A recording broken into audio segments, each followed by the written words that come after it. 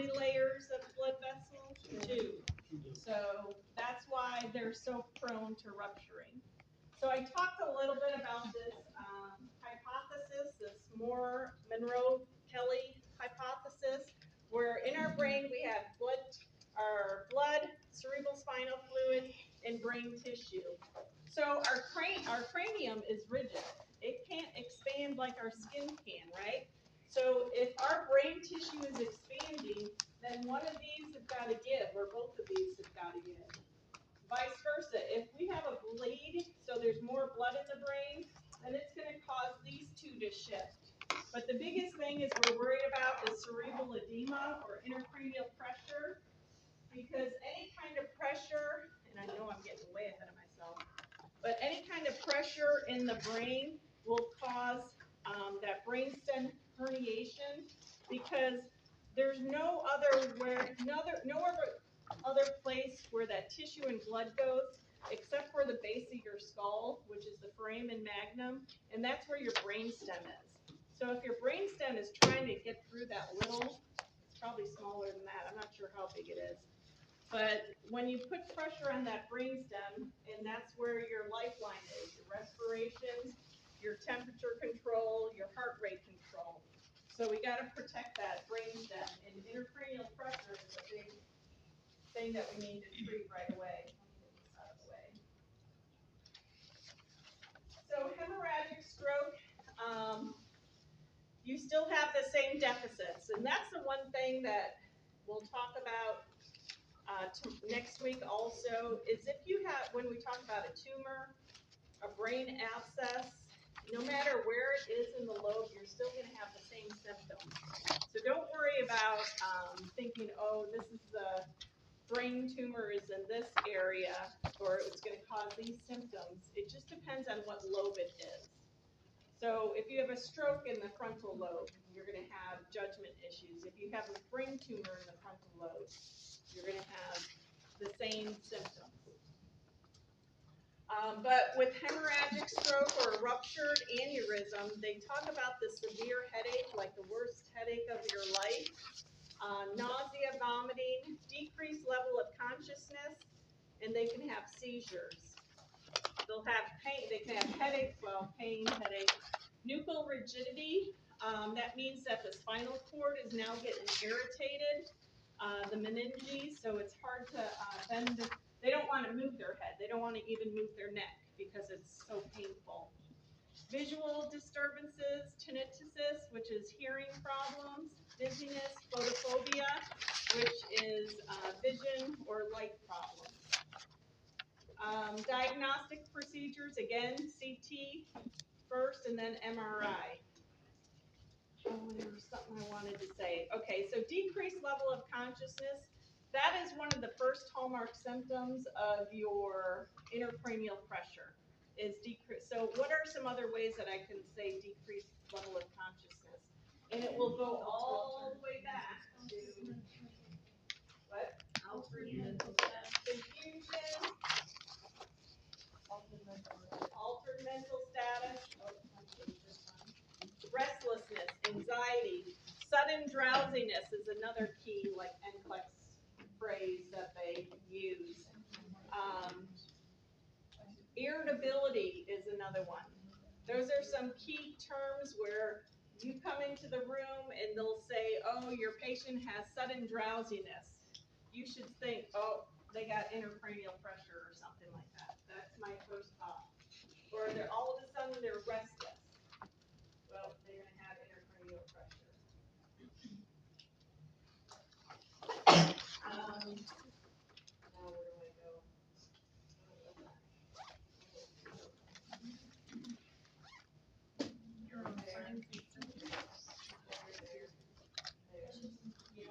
So CT, so now we're bleeding in the brain. Some complications because blood is an irritant to our brain tissue. They can have vasospasms within the brain.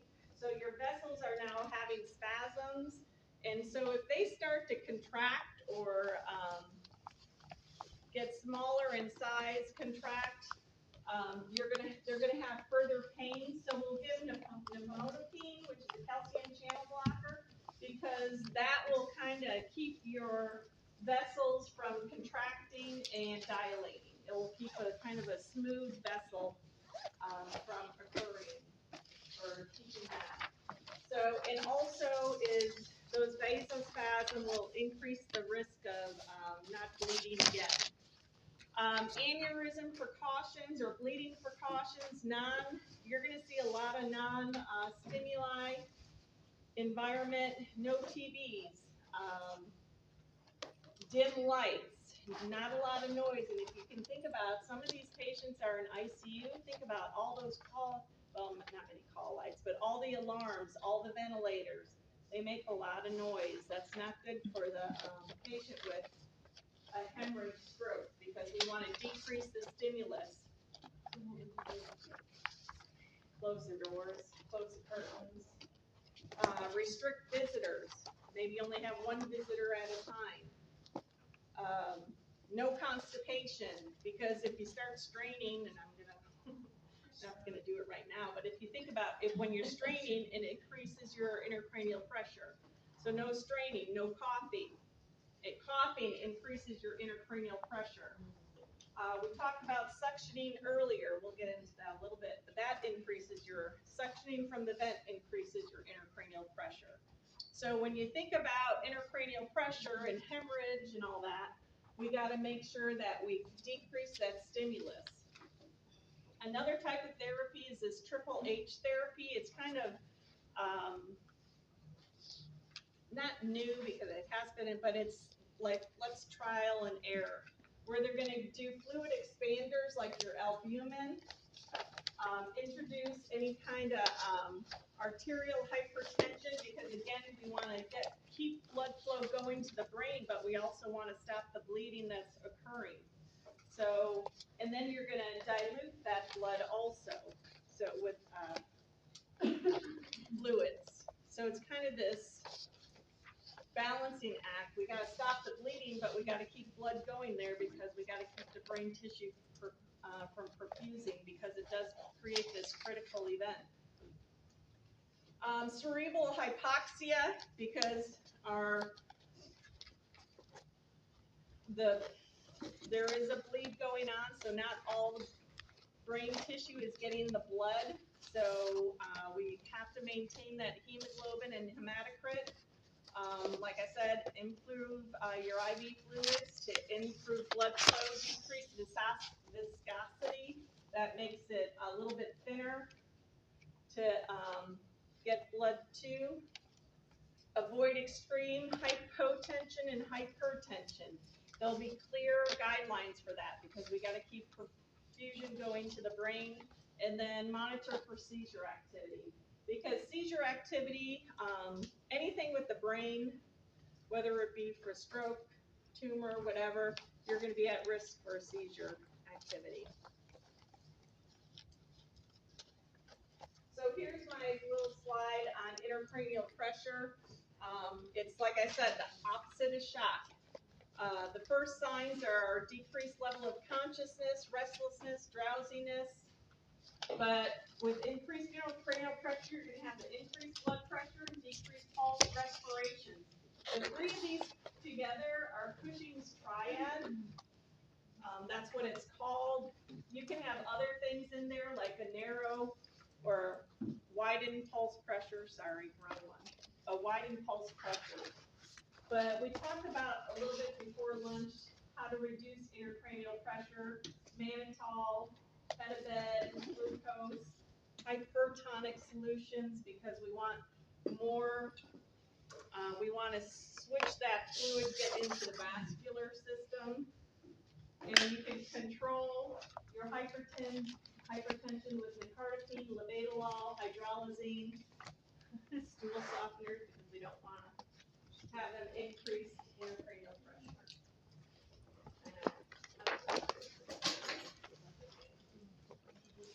Some treatment for intracranial bed rest: sedate, because we want to prevent stress and agitation. If they're bleeding from anticoagulation, so say they're on Coumadin, we want to give an antidote. Pradaxa, we can give an antidote. So we always got to find out, why are they bleeding? Did they fall, hit their head, they're bleeding, their fall, hit their head, they're on Coumadin, they're bleeding. Why are they bleeding? Why did they have the hemorrhage? If they're having a seizure, we want to give them Dilantin. Avoid, like I said, avoid those hyperglycemia and hypoglycemia and hyper SCDs, because we want to prevent blood clots. Some of this stuff is kind of, you guys should already know, like analgesics, like Tylenol for pain, ice, salines, cooling blankets, depending on their temperature, because we're worried about intracranial pressure. We're worried about that brainstem herniation. And when that brainstem gets involved, they're going to have abnormal temperature control. So we're going to use cooling blankets or warming blankets depending on what their blood pressure is. And then relieve anxiety. So that Ativan, we already know that.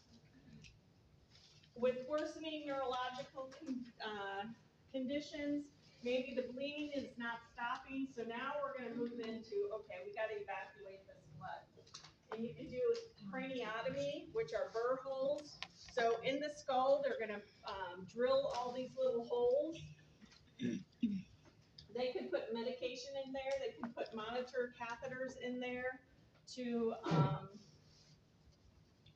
just check how this intracranial pressure is going. They can remove a bone flap. I might have that picture a little bit later. But this is a life-saving procedure to remove any kind of blood, to release any kind of that intracranial pressure. But like I said, there's risk. If you think about it, look at, there's infection control we're looking at now. Seizures, we're worried about seizures.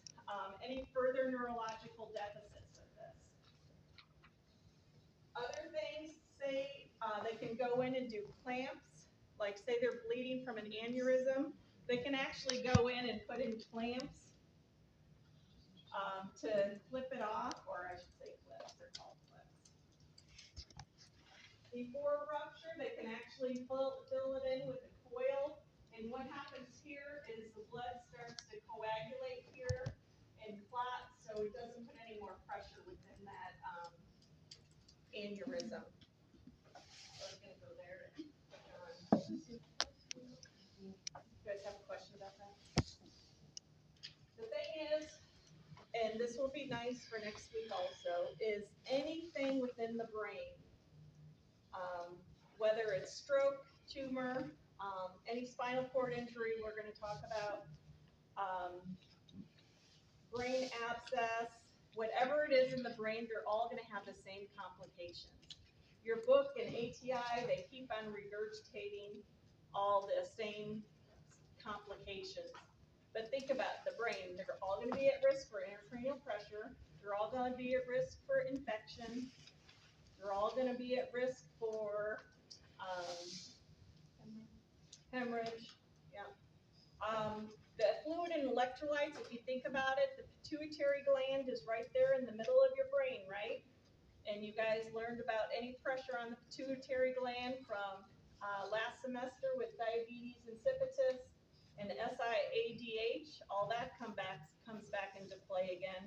So you're monitoring your electrolytes, urinary output, and all that to make sure that you're watching for those. I know I went way back past where I was going. Rebleeding, we're always assessing during those neurological assessments to see, are they getting better or are they getting worse? Hydrocephalus is another one where you have this downward deviation of the eyes, where here's the cerebral spinal fluid. So if there's a shift in brain tissue, it might block some of the filtering, and you might have an increase in cerebral spinal fluid, but a hallmark sign is this downward deviation. They're looking at their nose. So that's a hallmark sign of hydrocephalus. What did you call it? Downward deviation of the eyes. Is that what you're asking?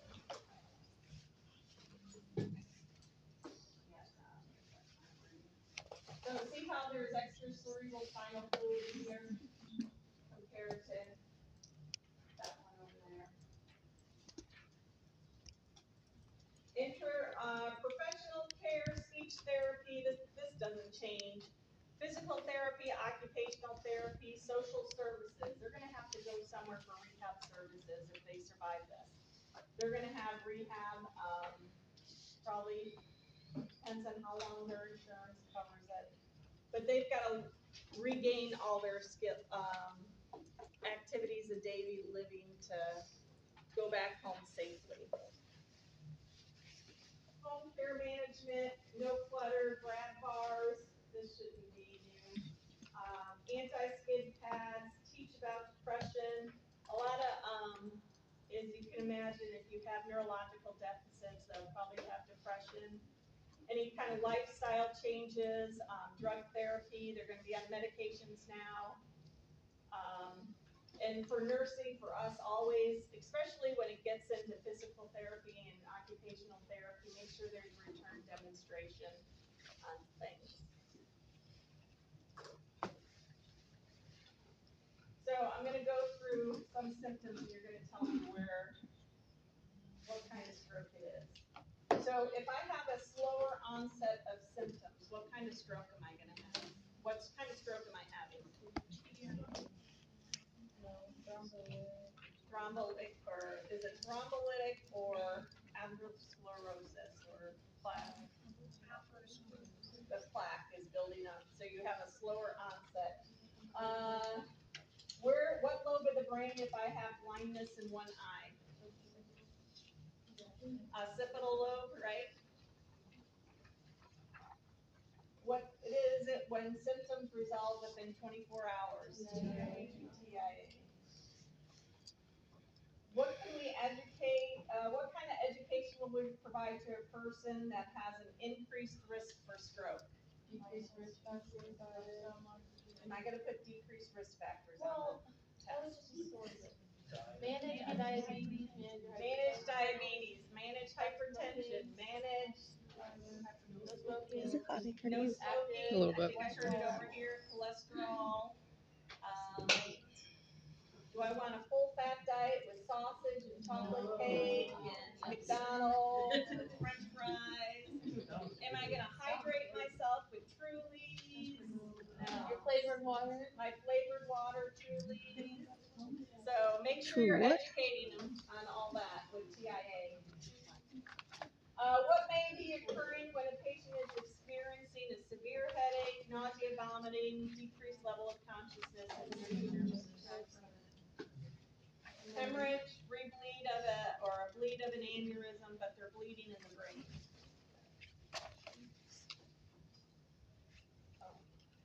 What kind of stroke am I having from a head trauma? I don't remember this one. What type? Ischemic or Hemorrhagic. I assume that's where I was going with that. That's where my brain is going now. So, where's my stroke if I have a respiratory rate of 3? I can only say 5. Frontal lobe, what specific area? Broca, because my speech is broken. What about ataxia? I'm tripping, I'm falling. Your cerebellum. Where is my stroke if I have right hemiparesis? Left side. So what is hemiparesis?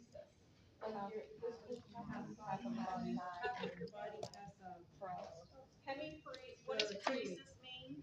Paralysis. So your paralysis on right side. So you're right, correct. It's the left-sided stroke. What happens where's my stroke if I'm thinking I'm 40 years younger than I am? Where's that? Frontal lobe, judgment, yeah, or judgment. Thank you. You're All right, left hemiparesis, where's my stroke? Right. Okay. Has trouble writing their name on a registration form. That's the note. the coffee maker lady, right? fine motor skills, where's that? Cerebellum, yeah.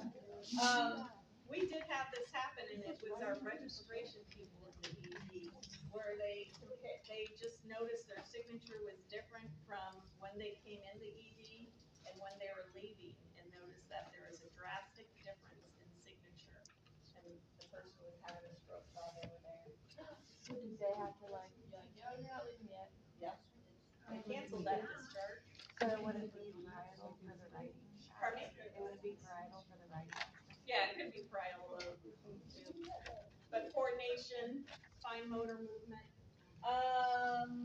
Does not, what side, right or left, does not realize they are leaning in the left sitting position, so they're like. Correct. Facial difference. Does not understand what is being said to them. The Wernicke, what lobe? Temporal.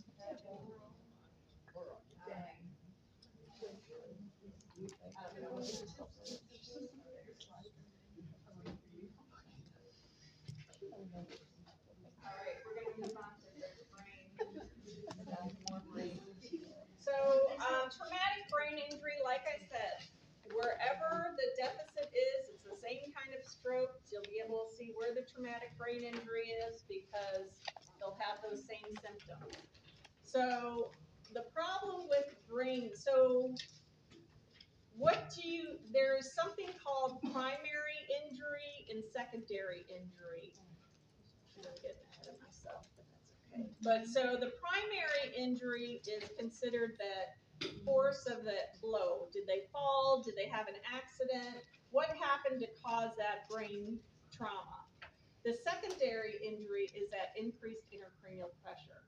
And really sometimes that's the one that we worry about the most, is because the structure and all that we can manage, but that intracranial pressure is really what we're looking to, is the more critical part of it. But with traumatic brain injury, it's an external bolt or jolt to the head. Normal functioning of the brain is disrupted. You could have short-term, long-term deficits. I'm not going to go into that much. So rebound or rotate, there is a counter coup and coup injury. So if you think a patient falls, they fall and hit their head here. So because of that cerebral spinal fluid, their brain is hitting on the right side, but because it's so buoyant, it's going to but it's going to bounce back on this side. So they might have two head injuries. They might have this side and this side. So if you think about someone falling forward, they're hitting their head forward and they're hitting it back here. Bruised, torn, because our cranium it's not smooth and nice and pretty inside, it's very rigid and jagged, our skull, so it can get torn pretty easily, so we gotta really protect it, and that's why we have the cerebral spinal fluid. And like I said, usually the frontal lobe and temporal lobe are what is being injured mainly because of falls. So same thing here. If there's increased bleeding, someone's going to have to give. We're still putting pressure on the brain tissue, and the cerebral spinal fluid will have to adjust also. Risk factors, wear helmets. I'm bad about this, especially riding a bike or skiing. I'm getting better. But motor vehicle accidents, make sure motorcycles wear their helmet. Drug and alcohol use, sports injuries, assaults, gunshot wounds, I kind of like those sometimes, and falls. All these are safety. Make sure we're safety. Don't go riding in the back of a pickup truck. So you people that live out in the country, I don't know where that country is. Someone's out there. So safety, protect the head. So like I said, the primary injury is the actual insult, the fall, the whatever happened. The secondary injury can happen days, few hours, few minutes to days. It's mainly that intracranial pressure, cerebral edema, whatever is going to happen. So during the, I'm going to go into this. So at the time of injury, I'm not gonna worry about scalp injury. This is sometimes called battle scars or raccoon eyes. You see the bruising around the eyes or behind the ear there, the mastoid. Those are indication that there's been skull fracture. So we're concerned about that when we see this. And then we're gonna be going to test any kind of clear drainage out of their nose and ears, because we're gonna test for cerebral spinal fluid. But back to injuries, you can have a skull injury. Has anyone had a, like, cut their head open or something? A lot of blood. Your blood, I mean, it's highly vascular, it bleeds, it looks horrible. I remember taking my son to the emergency room and I was like, you're a dumb idiot, Carrie. He didn't need to go to the emergency room. He had he fell and hit his head on a rock and I was right there with him. I didn't push him.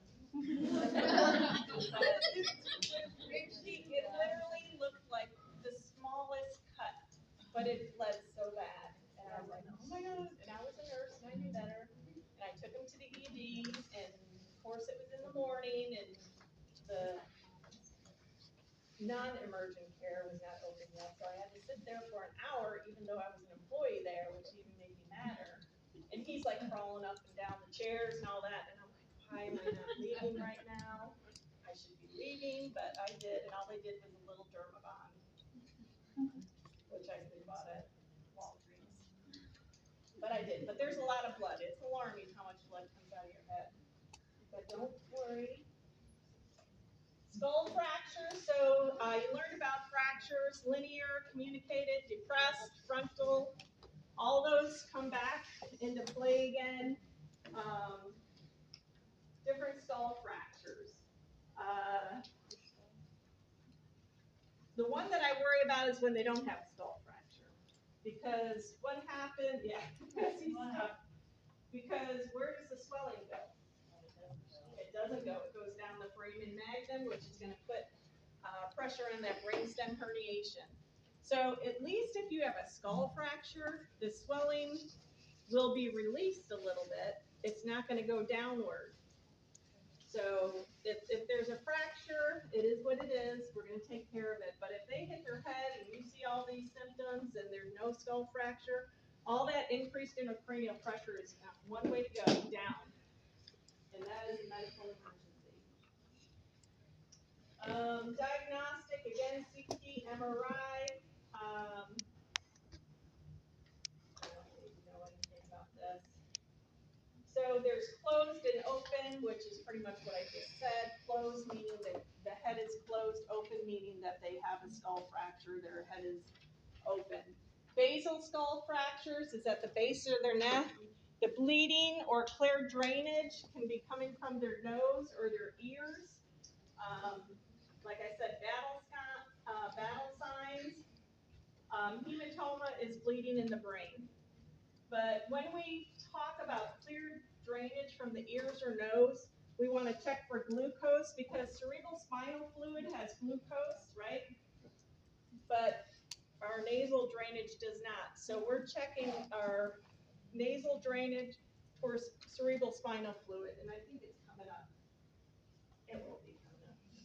But so that's why we check, because if we're checking nasal drainage and drainage out of the ears, it tests positive for glucose, then we know that they have a fracture, there's cerebral spinal fluid leaking.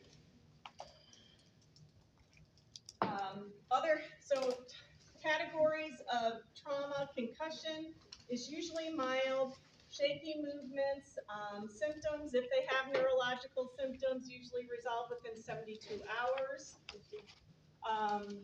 Now this whole football and helmets, I mean, there's getting a lot of regulation on head injuries with sports. Contusion is a bruise, and like I said, this counter coup and coup injury, they fall, hit their frontal lobe, and then it's bouncing back and hitting the back of the head also. So you have this counter coup injury. Diffuse diaxonal injury or axonal injury is where actually the twisting of the brainstem and and the neurons get severed. So there's no communication between the brain and the spinal cord and the rest of the body. It's immediate coma. You might see decorticated or decebriated positioning. And those are never good. I'm not seeing anybody. In a good way, if they do, they've got some problems. I have seen, no, I haven't seen anybody. The one person that I'm thinking of, I think he died. Pretty sure he died. I know, she asked a question. Yes. What's the difference between counterfeit and like whiplash? Not much different because it's the same, the whiplash, you're coming forward and then going back. It's that same type of thought process where you're hitting, your brain is hitting the forebrain and then the back brain. What's the difference between like contusion and hematoma? Hematoma is actual bleeding, where the contusion is just bruise. There's no actively bleeding. Could it turn into actual bleeding? Yes. Would these people be like brain dead? Is there like a hematoma Yeah. come out? Yeah. I've seen this happen because, We can hear it. I'm curious. no, I can't. There's probably many people. Because if you guys remember, okay, so someone's in a car accident and they're automatically doing this, because usually this happens with high-speed accidents. They're automatically doing these positionings. I'm trying to, the one that I'm thinking of that when you asked do they survive, this guy that I know, he survived a couple days, but I think he eventually died. I was done working, so I don't know what happened to him, and I didn't ask. But usually high speed, high accelerated speeds, where they die right away is because of this. They fall from high distances. Something happens. Something happens that shouldn't. All right, clinical manifestations, as I said, basal skull fracture. So this is a sign that on your dressing is cerebral spinal fluid leakage. You see this kind of like yellow halo around blood. That's an indication of cerebral spinal fluid is leaking. So you see this halo around blood, where it might be all yellow or clear. And you definitely see a halo around blood. When we get into intracranial hemorrhage, you're looking at the epidural, subdural hemorrhage, but no matter where it is, it's still putting pressure on the brain tissue. It's still compressing that brain tissue. So you're still going to have neurological deficits somewhere, somehow, say it's the frontal lobe, depending on where it is. Usually if it's a hematoma or a bleeding, you have this midline shift. I don't have a slide on this, but your brain hemispheres comes down here, right? So usually if there's bleeding in one area, you might have this shift move over if there's bleeding here. And when you have that midline shift, you know that there's going to be a poorly neurologic conditions. Like here's the middle of the brain. Usually this line gets shifted over if there's extra bleeding in one side or the other.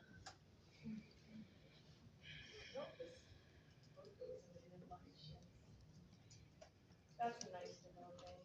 And if we see it at clinical, I will point it out. So intracerebral hemorrhage is when there's bleeding going within the brain tissue. This usually comes from an aneurysm or a rupture of something, usually the intracerebral hematomas. But again, intracranial pressure, we're going to be monitoring for that to make sure that we recognize this as soon as we can. And what's our first indication of intracranial pressure? Level of consciousness. Decreased level of consciousness. That's sudden drowsiness, irritability, restlessness, anxiety's too vague. sudden drowsiness. So here's our little guy, he got bonked in the head. So he's gonna have increased drowsiness, confusion, seizures. None of this should be surprising. Pupils, so that's when we're checking our pupils. You're looking at those cranial nerves. You're gonna see, you're not gonna see perla. You're gonna see abnormal pupil dilation or accommodation. I know that this goes back years. We had I think less than a 2-year-old came, well, they were walking, so it could be still that age. Came into the ED and they had their pupils like this. And we're like, ruh-roh. But we found out from the father that this had been a problem. They've been with the neuro doctor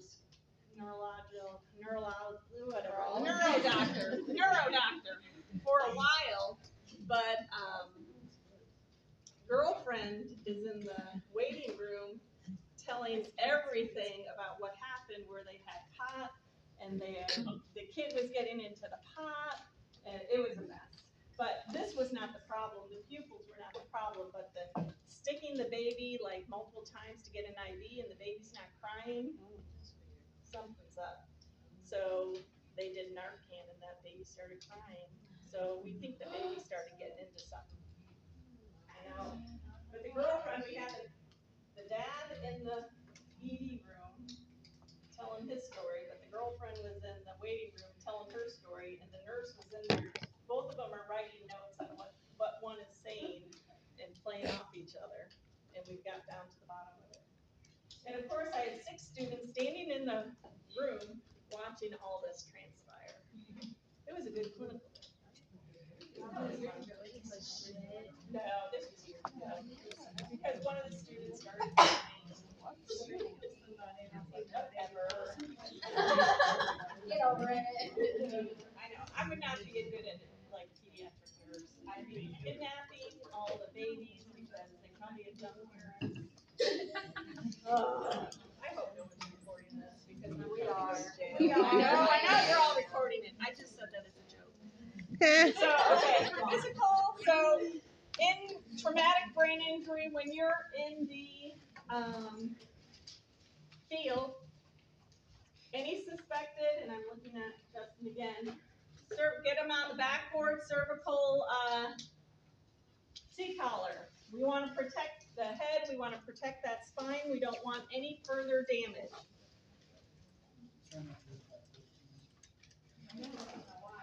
Because it causes more damage.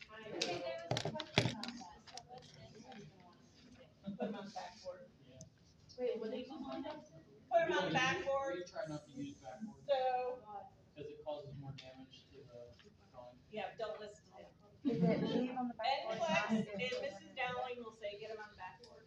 Because we've got to protect that neck, we got to protect that head. We don't want it just flimsy going all over the place.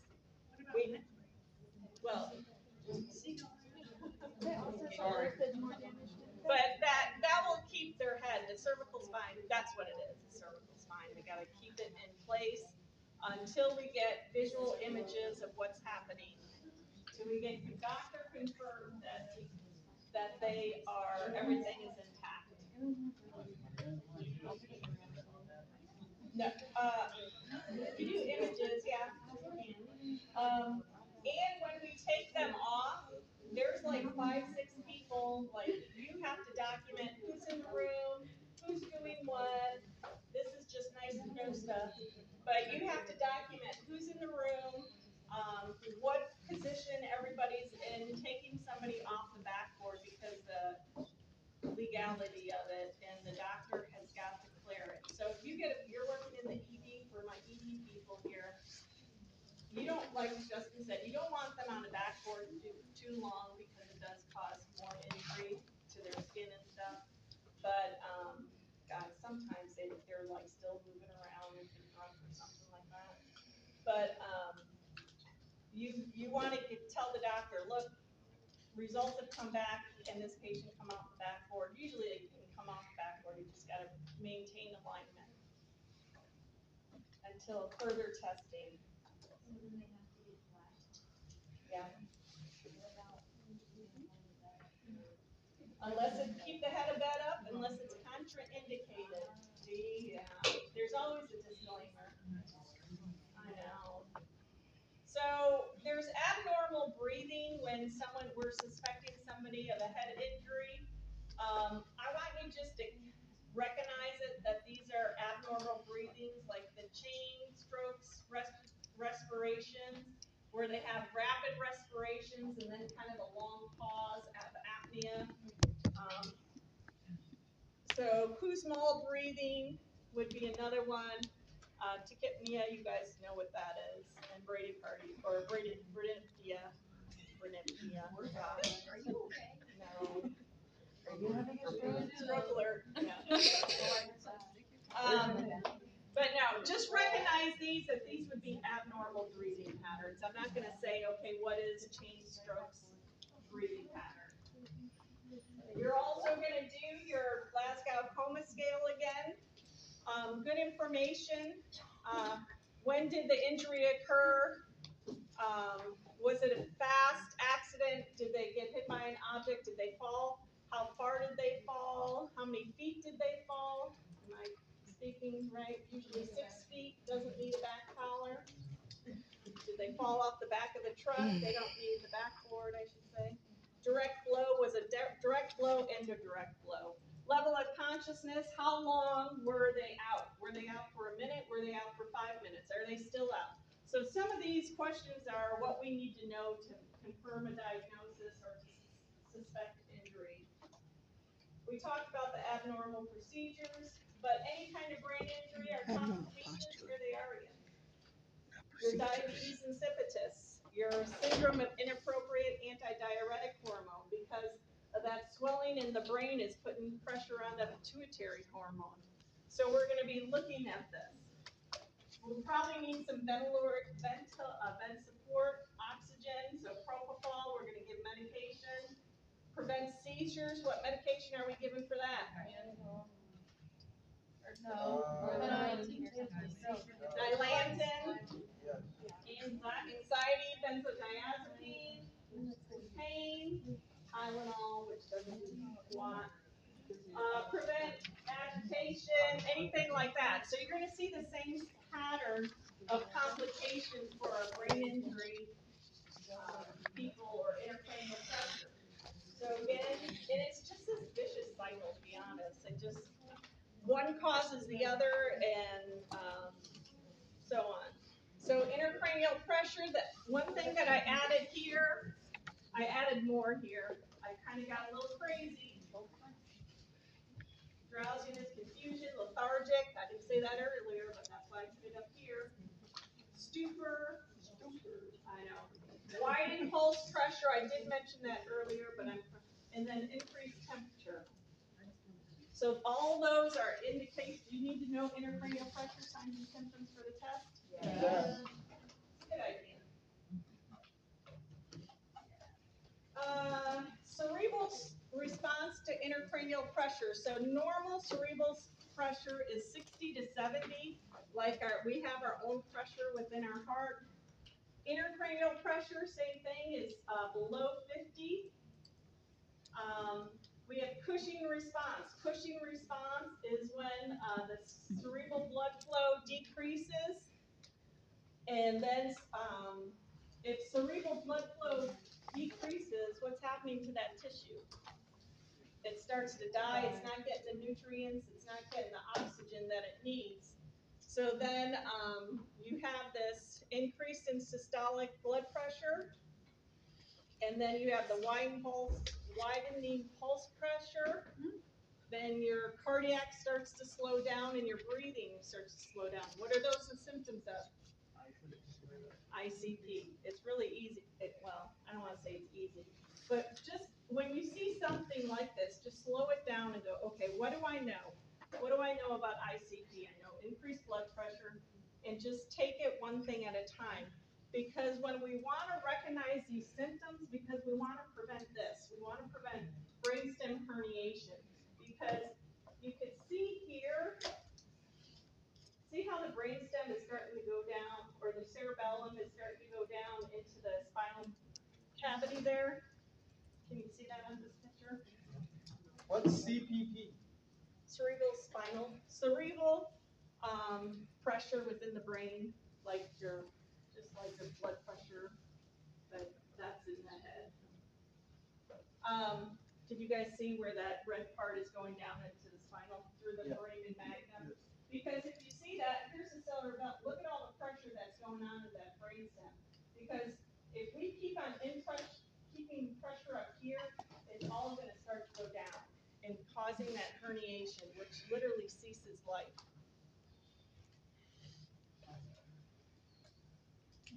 Not to bring everybody down.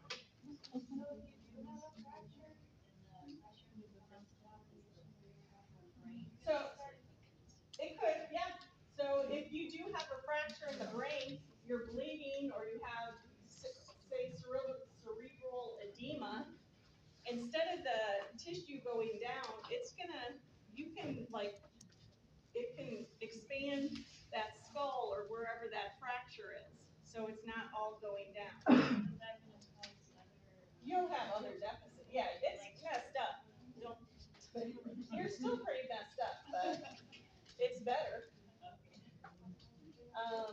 Okay, this doesn't, so, I'm not worried about this. So cerebral edema, so more fluid is accumulating in our brain tissue. So mannitol, I talked about that. One I didn't talk about yet was dexamethasone. That is a steroid. So that's a steroid that decreases the swelling, or inflammation. So it will decrease inflammation in that brain tissue. So dexamethasone, hypertonic saline solutions. So that is, if it's hypertonic, it's pulling in through osmotic pressures, pulling in that fluid from the cerebral edema into the vascular system. So it's removing it from the cerebral brain tissue. As a nurse, would you use 3%? So 3% you can, yeah. Just normal saline. Right, 3%, and 3% is only given in a critical care area because of the effect that it has. Because we don't wanna shrink that brain tissue all the way, we just wanna pull a little bit of the fluid off. So there's really a lot of restrictions that you can, do with 3%. One time, this was back years ago, I don't know, a lot of years ago, but it was like on the regular CT floor. And I was going through something and I saw 3% saline, and I'm like, wait, what is that? Why are we doing that? First of all, that should not even be in our pharmacy here at UBMC, because they should be in Miami Valley. They shouldn't be here. It was, I don't know what happened, but I just kind of flagged it, and I was like, you need to talk to the doctor about this, because this is not the right order for this facility. But yeah, so hypertonic, we want a fluid restriction to reduce that edema in the brain. Management, monitor vital signs, head of bed, head midline. Remember, I want to promote that venous drainage. I want to promote that fluid.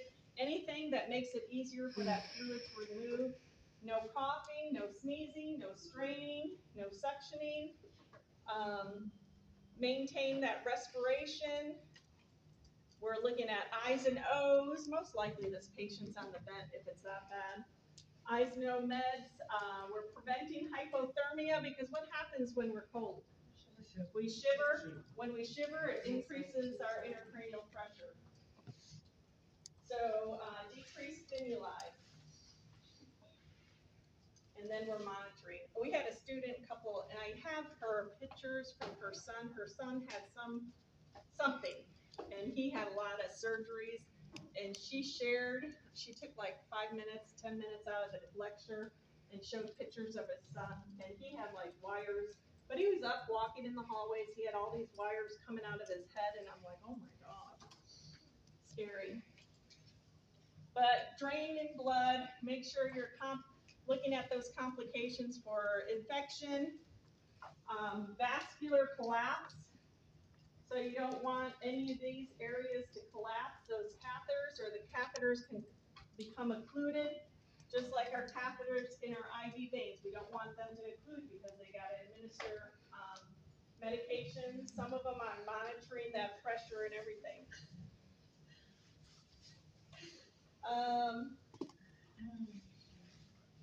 So maintaining cerebral perfusion, so we talked about some medication, Debuterex, just ignore it. So I'll tell them about it. I'll send an email. So maintain your perfusion. You might have to give some medication. A hemicraniotomy. Maybe we're looking at removing part of the skull so we can have that brain tissue expand.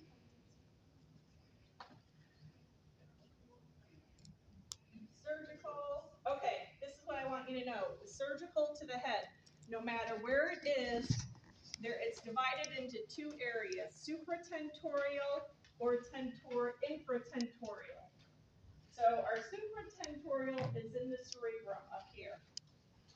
Our infratentorial is pretty much our brainstem and our cerebellum. There's a tentorial line right here between the cerebrum and the cerebellum. See this line right here. And how you position the patient after surgery is important to know. Okay, so cerebellum and what? Spinal cord, the brain, the bottom one. Or you're going really fast. The tentorial line for brain surgery. The bottom, but like what's it, you said it's included in. Cerebellum and the brainstem are in the infratentorial. And this should be, I should have a slide on this on Blackboard also, because I think it's important. Wait, so what's the other So one? preoperatively, Wait, Miss Ellen, what's the other one? supratentorial, That's all the other parts of the brain, like the temporal, frontal. you pretty much have your lobes up here, right? Supratentorial. Then you have the tentorial line. It's the cerebellum and the You brainstem ain't see my message. below. So Okay. You ain't seen my pre-surgery, someone's message. going into surgery, they're gonna get drills Yeah, in that's their really skull. I'm gonna ask her, like, give me So money. remove indications for brain surgery, remove tumors, relieve intracranial pressure, remove any blood clots, remove or control hemorrhage. Preoperatively, we're looking at any imaging to look to see what's going on in that brain. Medications, anticonvulsants, they're probably gonna have seizures and stuff that's going on in that brain. Corticosteroids or dexamethasone, we need to decrease inflammation. Fluids may be restricted. Mannitol, we talked about that already because it decreases cerebral edema. Antibiotics, if there's an infection. And decrease any anxiety, Valium or Ativan. So all of these you've already seen. So preoperatively, we are doing that. Postoperatively also.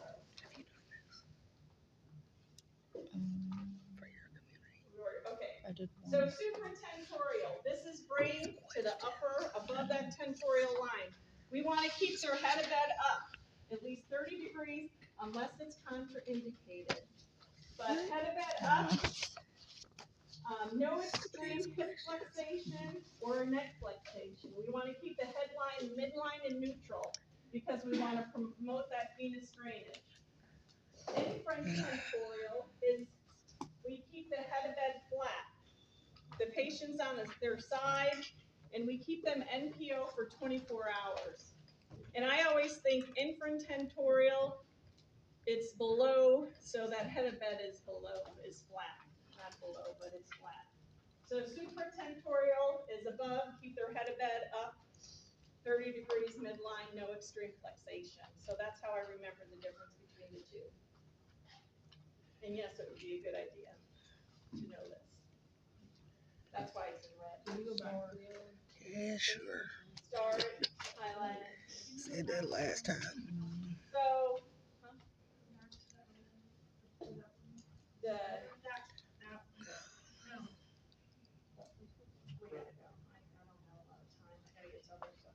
all right, we'll meet, we're meeting, aren't we?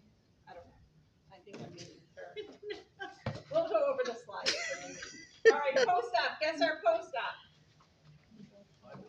Vitals? electrolytes, right? Because we're worried about what? Our diabetes insipidus. We're worried about infection. Think about post-surgery. What are we worried about? All of this. Bleeding. Bleeding. We're looking at the drainage because we just drew holes in your skull. So we're looking at the drainage. So we want to look for cerebral spinal fluid. Is cerebral spinal fluid leaking? So we're looking at those dressings. Is there a yellow halo or is it, what is it? Infection. So what about our infection? We just drilled holes in your skull. So proper wound care. Meningitis, mainly because of infection. And then syndrome of SIADH and DI.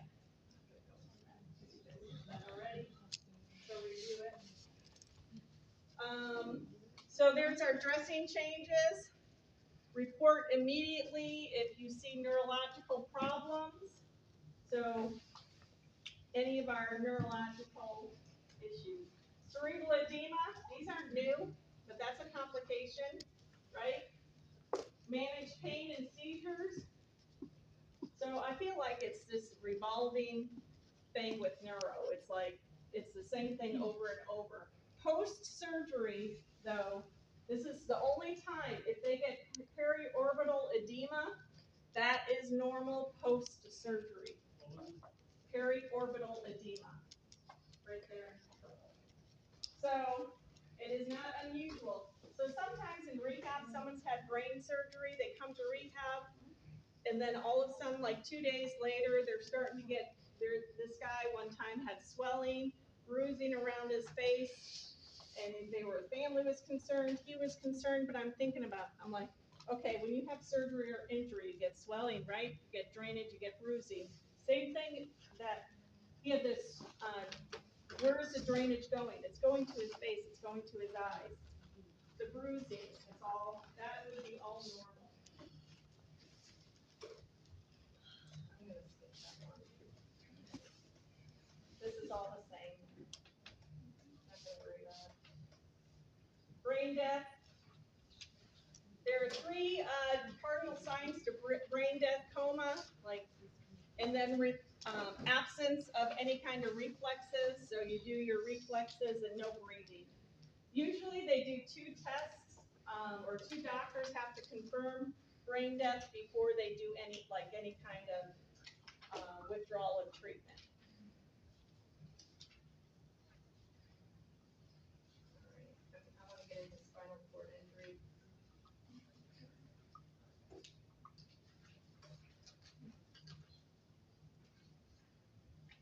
Because there's 2 complications of spinal cord injury that you need to know, but you already know one.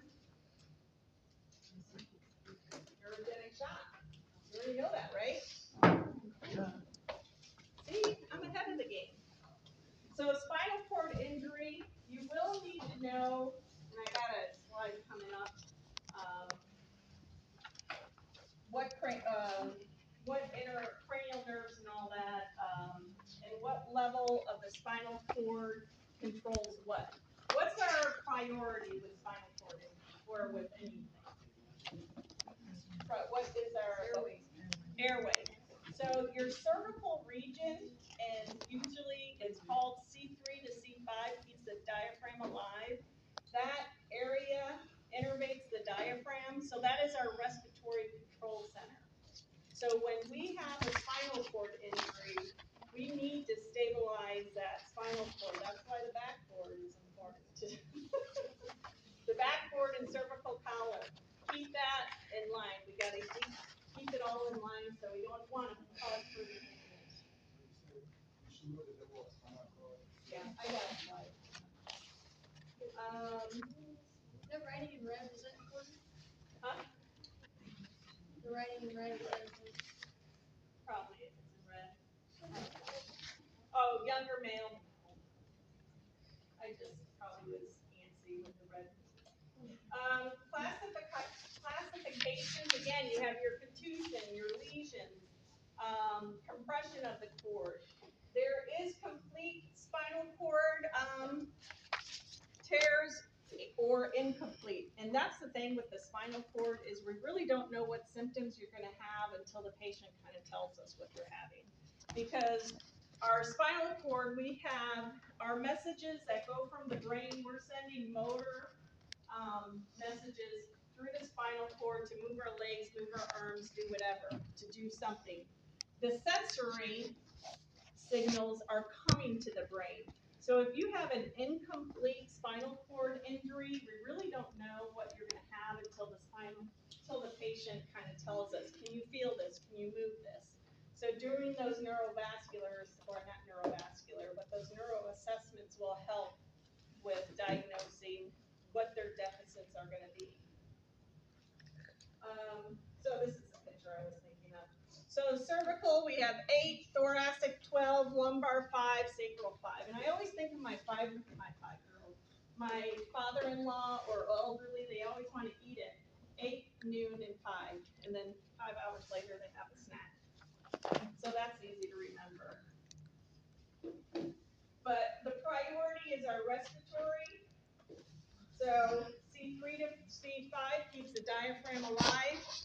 We want to, that would be our priority, easy as that. But as you move down the spine, it starts to innervate a little bit more than just like legs and arms. Arms come down a little bit further. Groin, so where it's like your bladder, your rectum gets involved, your abdomen. I had a brother-in-law, he had a C7, he fell out of a tree stand, and he had probably an incomplete, but I think they diagnosed it as a complete severed, but he did have sensation, like he can feel when I touched his foot or touched his leg, he could feel that, but he could not move it. So he had a C7. He had trouble like sitting. He would always be hunched over and he'd always have to like lift up his chest. He was able to move his right arm. He was weak in that left arm and he was left-handed. But he total paralysis pretty much from chest down. But ABCs, get them on the backboard, prevent, get a CT, MRI, X-ray. Assessment, we want to assess breathing pattern and strength. So they might be breathing, but do they have a strong cough? Motor ability, have them move their fingers, have them spread their fingers out. Can they squeeze their hand? Do all those movement tests. Can they turn their toes? Can they push? Like I always have patients when I go, okay, push on my hands like a gas pedal. Just test their strength. Sensation, can they feel sensation where I'm pricking them? So this is all information that tells us what type of spinal injury they have. Bladder distension, do they have urine building up? Do they have ability to urine? Do they have the ability to have a bowel movement? So all of this will tell us what kind of care they need also. Temperature control, so they might have periods of hypothermia or hypothermia. It just kind of depends. In the acute phase, we're going to get into that high dose of corticosteroids because this is going to be given in an infusion for 24 hours, usually 24 to 48 hours. Because if they have, say, we'll go back to my brother-in-law, he had a C7 fracture so everything below that C7 is now not getting perfused because you think that edema and swelling. So they want to decrease that swelling as soon as possible to get the rest of that spinal cord perfused to try to regain any kind of function.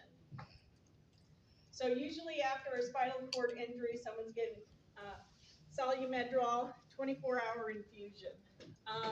Oxygen, that's our priority. If the injury is higher above the level of C3 to C5, like a pacemaker, there is now something that's the diaphragmic pacemaker, where it actually contracts your diaphragm to have a respiratory cycle. New interventions. immobilized, so we wanna keep that, if they have surgery, this goes with, like you probably talked about, the, Bucks traction, same thing with the brain, or with the head, to maintain alignment, I know that's blurry, but a halo, there's classic halo questions on the NCLEX, or when you do your ATI or prep view. You wanna check the skin underneath the lamb's wool, check the pins, like external fixation, check for infection. You don't ever wanna use these devices to lift the patient up in bed, I know that sounds like common sense, but you never know. So never pull on them. Make sure these weights are free and clear, they're not laying on the floor, you don't walk by and actually kick them. So there's certain steps that you need to make sure as a nurse. Then, surgical management, we wanna, just maintain alignment with the surgical. So they'll go in and they can put rods in to keep their, spine maintained. So one of the first complications is our neurogenic shock. And we did talk about this already. So there's a lack of communication. Remember, this feels like yesterday, doesn't it? With the autonomic and, within the autonomic nervous system. So you're going to have venous pooling. You're gonna have vasodilation from that, lack of communication.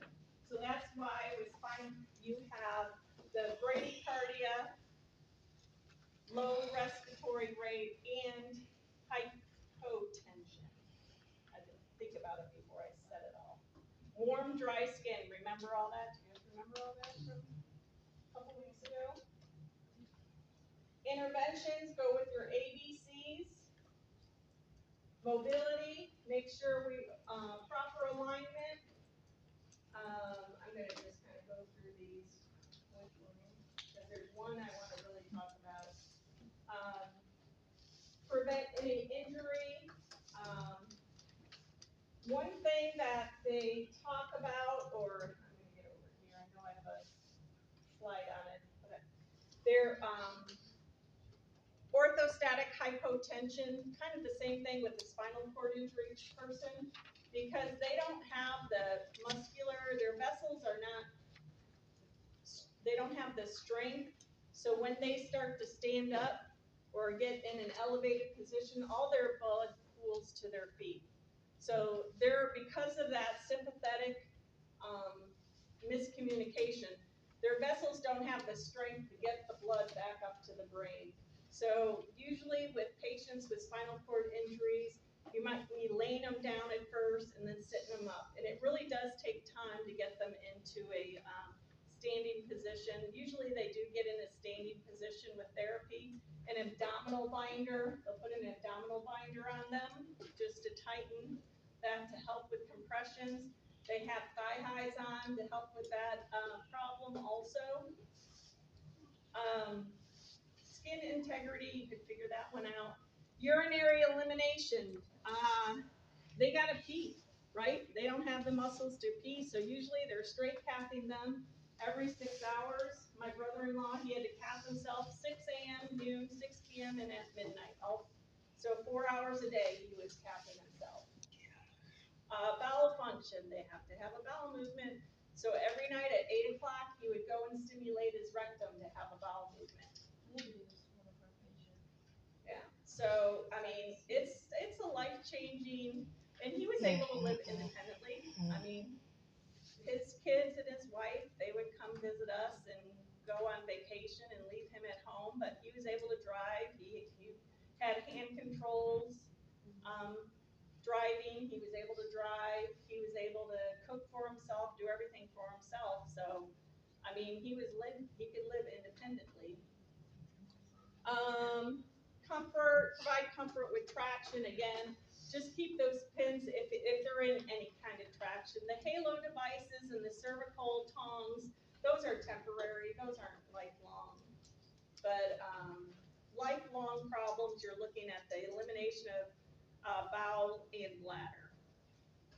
Because this is considered a medical emergency, is autonomic dysreflexia. This is when there's inadequate communication between the sympathetic stimulation and the parasympathetic. So there is a trigger. So the triggers are the patient is constipated, they have fecal, something's going on above.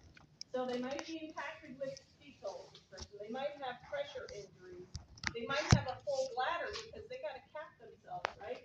They might have restricted clothing, might have a tight belt, they might have tight socks on. So what happens is they have an extreme elevation in or blood pressure. So their blood pressure is like 200 over 100.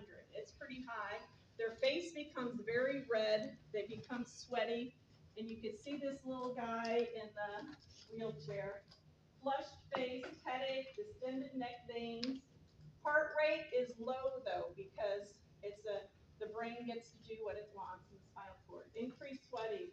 But below the level, so lower, their legs are usually pale. They are usually have cool extremities. They might have goosebumps. Hairless. Pardon me? Hairless. Could be. Well, they don't. That's more of a chronic problem. But in the acute problem, yeah, cool and no sweating. So what we do as a nurse, we recognize, we're looking out for it, we see, hey, they have a spinal cord injury, they've got an extreme high blood pressure, their face is flushed, we're gonna sit them straight up. We're gonna raise their head a bit. I don't like calling the doctor, but we have to determine the cause. Usually it's just going in and emptying their bladder, emptying their bowel, and that's going in and emptying their bowel, unfortunately. Assessing their skin, do they have any injuries? And now I can say this again, my dumb brother-in-law, he was blowing the leaves off his lawn with a gas blower and go around in his wheelchair, but in the meantime, he'd put the gas blower on his lap, drive to the next spot. So he didn't realize he had third-degree burns on his legs because he was doing that. So I could call him a dumb idiot. He knows. Monitor vital signs, assess skin, administer hypertension meds. But our biggest thing when we experience autonomic dysreflexia, we want to sit their head a bed up and determine the cause. And usually it's a distended bladder. Check their bladder. Do they have a Foley? Is it kinked? Again, do they have stool? And this is a lifelong problem. This happened, they have to live with this. So he knew that when he started getting flushed that he needed to go cap himself or something. So he knew, he's like, yeah, I'm getting a little warm. I better go empty my bladder. So they are educated on that, and it is a lifelong problem. And this is a medical emergency. I did say that, right? Yep. So this is like final stuff too. So this test and the final. Just saying. Other complications, because they're in a chair, they're not moving. So blood clots, we got to worry about blood clot formation. So now they're on some type of anticoagulant. So do range of motion exercises. Anti-embolytic stockings. He never wore those. He hated them, but it is what it is. But he got a couple blood clots. Hydration, SCDs, postural hypotension. That was what I was talking about. They have these wheelchairs. If someone's starting to feel like they're about to pass out or they're getting up too fast, they have wheelchairs where you can lower the head a bit, like this one. So you have time for the blood to start to rise to get to the brain. Okay. Is there anything that I missed on this slide? Raise the head of bed, angle, transfer, be ready to lock, whatever. Change position slowly, wear thigh highs, abdominal binder, tilt table. Promote community-based, like I said, it's a lifelong problem. They're gonna have to learn, a whole new setup at home, showers, baths, toilets. major renovation in your bathroom and bedroom, because they are gonna be living in a wheelchair, they, obviously, they wanna be independent at home. But you have to, there is a goal of shifting from survival to like living with this, and I remember talking to my brother-in-law like years later, he's like, oh, the rehab did nothing for me, and I'm like, you had to learn how to do everything, get yourself in and out of a chair. He didn't take that into consideration, but I'm like, there's no way you could have gone home after the injury because you didn't know how to get in and out of a chair, how to manage anything. So he had to, but he did. He was there for like rehab for like 3 or 4 months before he came home. As a patient, I think that's about it. Any questions, clarifications? Heather, what was that thing? You wanted me to go back to the slide. Do you even remember what it was? Hydrate. Yeah. Okay, we're good. I do have some questions. Let's go through some questions. We got 3 minutes. Let's do it. Okay, the nurses are meeting, T3 spinal cord injury specification is here, neurogenic shocks. Which class and triad of signs would the nurse anticipate finding?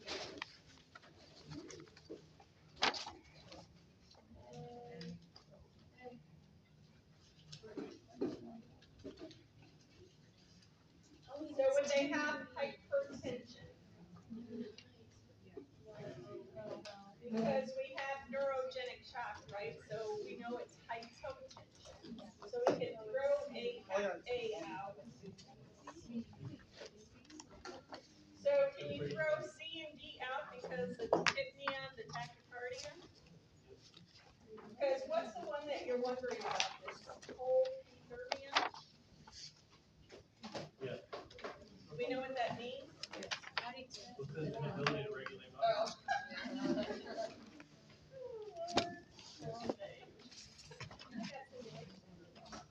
All right, so yes, so inability to regulate temperature. So when you're going through, if you can throw some, make sure you read everything through there, because if you look at A, bradycardia and irregular respirations is true, but the wrong part is the hypertension. So just take your time going through the questions. A client with C6 spinal cord injury reports sudden pounding headache, diaphoretic above the level of injury, and their blood pressure is 160. Why is the dollar sign there? 160 over 98, and I'm not sure what any of that there. The nurse suspects autonomic dysreflexia. What is the immediate action? Is that in there? You're right, but is that a choice? I don't know. No, Rapidly check for and correct the noxious stimulus, starting with the urinary system. Notify the health provider immediately. Administer an ordered antihypertensive medication. Place the patient in supine position with the legs elevated. So right away, we don't want to do D, right? So, but before we do anything any medication, what do we do first? Check the cause. So we're gonna check, and usually it's the urinary system. So we wanna look for that noxious stimulus, which is usually, bladder, oh, it's after the time now. We got one question. All right, we're good. All right, I'll stay. If you guys, whoever wants to stay, can stay. If you guys want to go. For a patient with C5 spinal cord Just injury, how I like the statement answer. is the most accurate regarding functional ability and rehabilitation. Okay, God, I got wordy on these. The patient has full, so C5 level. So we're thinking C5 level, right? So are they going to have full arm and wrist function? Probably not, because in cervical region, what are we looking for? Our respiratory. Will the patient be fully independent with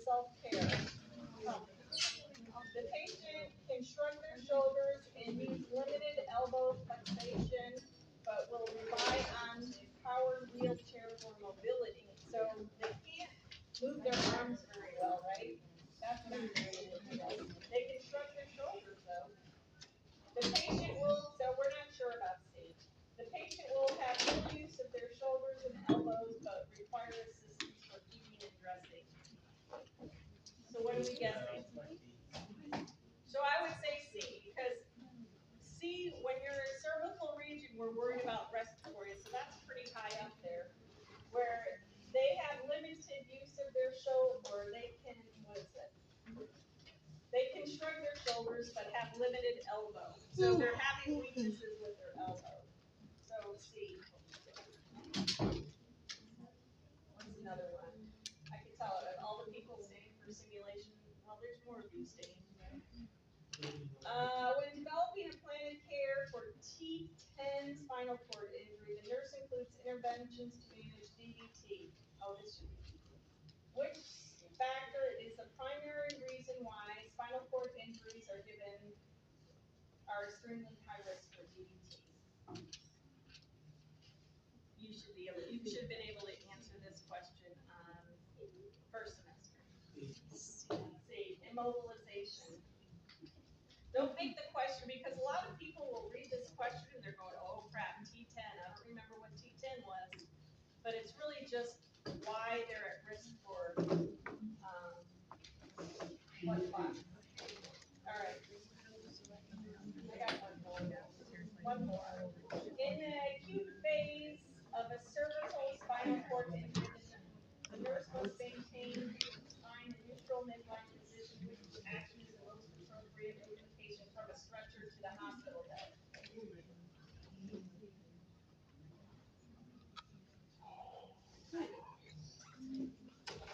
I didn't say the exact. B. There's a lot of people involved, and we're gonna log roll that patient off that stretcher. We're gonna keep their head, shoulders, hips, midline. So usually we have one person for their head and neck, one person with their shoulders, one person with their hips, one person with their legs. And we are doing a combined roll to keep everything midline. Okay. I got nothing more. So who's the simulation today? I just feel like these questions are just, I know, they're all BS. it's like all these words. But I'm like, what do you ask? You know what I mean? Yeah, some of them are like repetitive too. Yeah. Oh, you're good.